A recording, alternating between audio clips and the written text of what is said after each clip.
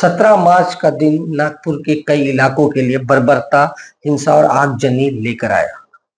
दो समुदायों का ये मामला बताया जा रहा है।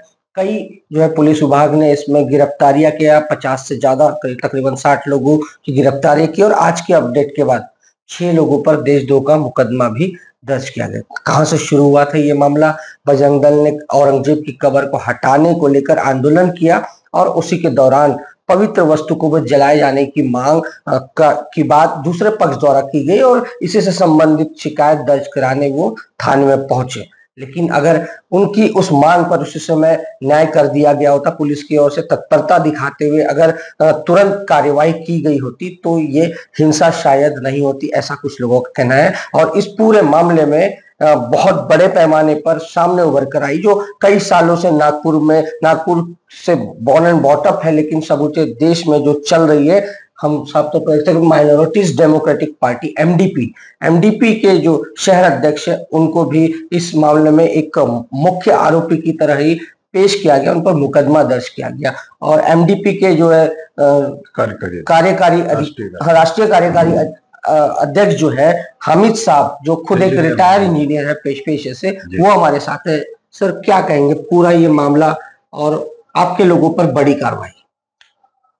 ये पॉलिटिकल पार्टी के ऊपर में ये राजनीतिक कार्रवाई की जा रही है। ये डर बता रहा है बीजेपी सरकार का हमारी पार्टी के बारे में।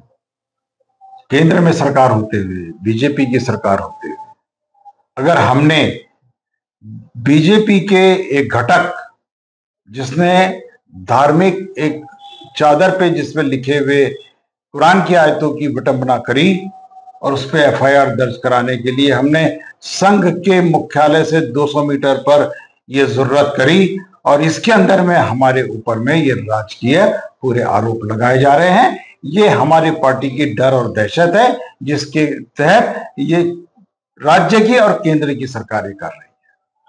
आपकी पार्टी के कार्यकर्ताओं ने पुरजोर मांग उठाई, पुलिस स्टेशन में भी वो मौजूद थे और उसके बाद शाम को जो हंगामा हुआ, वो कौन लोग थे सर? जो वो दंगाई थे, वो हिंसा करने वाले, बर्बरता करने वाले लोग कौन थे?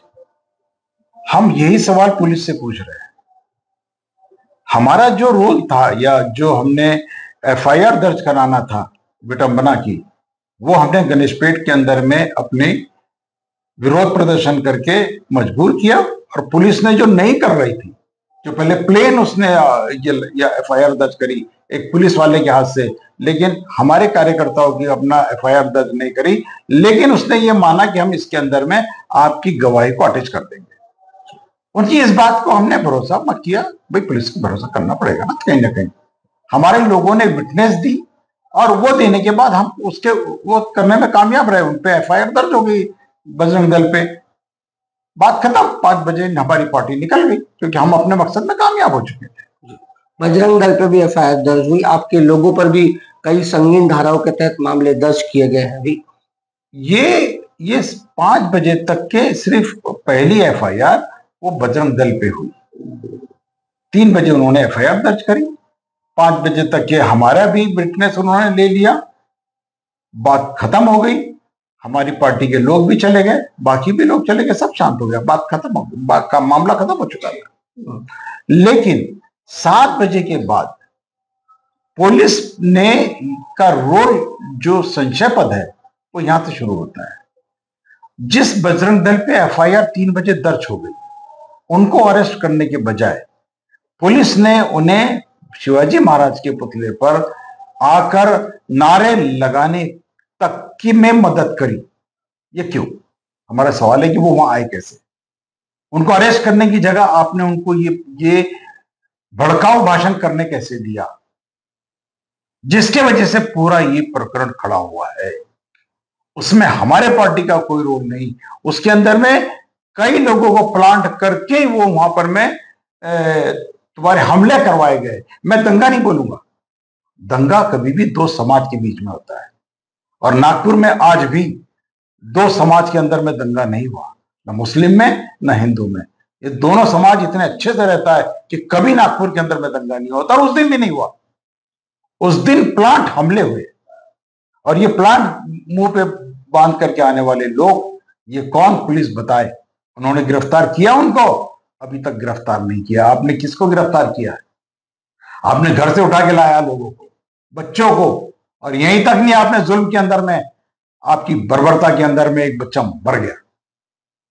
सब आप जिस तरह की बात कर रहे हैं कि एक ही पक्ष दिख रहा है, लेकिन हमारे पास कई फुटेज है। औरंगजेब क्रूर प्रशासक के तौर पे जिसे जाना था, इन दिनों जो है काफी तौर पे मजबूत मांग उठ रही है औरंगजेब की कब्र को हटाने को लेकर। तो औरंगजेब की शान में भी बहुत सारे नारे पड़े गए आपकी पार्टी में। देखिए, औरंगजेब एक बादशाह था, उससे आज की पीढ़ी का कोई लेन देन है?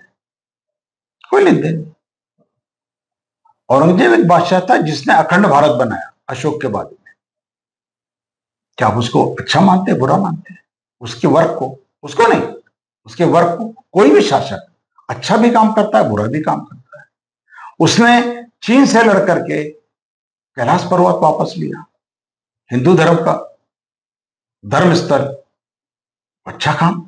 उसकी उसकी सराहना कोई भी करेगा, हिंदू भी करेगा, मुस्लिम भी करेगा। अगर उसने किसी को क्रूरता से मारा, उसका कोई समर्थन नहीं करेगा, ना हम करेंगे ना आप करेंगे। तो किसी की क्रूरता का समर्थन तो करने का सवाल ही पैदा नहीं। तो आप ये कहे कि भाई साहब आप उसको अच्छा मानते हैं, बुरा मानते हैं, वो कौन? वो इंडिविजुअल आदमी नहीं है, वो एक शासक है। शासक का कोई भी काम जो जनता के लिए सही होगा, सब धर्म वालों के लिए सही होगा, वो सब उसकी सराहना करेंगे। और अगर किसी इंडिविजुअल के लिए भी गलत होगा, एक इंडिविजुअल के लिए, तब भी वो क्रूरता मानी जाएगी, उसका कोई समर्थन नहीं करेगा। तो उसी तरह आज भी जो शासक हैं, उनका भी कोई काम अच्छा और कोई काम बुरा यस, बिल्कुल हो सकता है, बिल्कुल हो सकता है।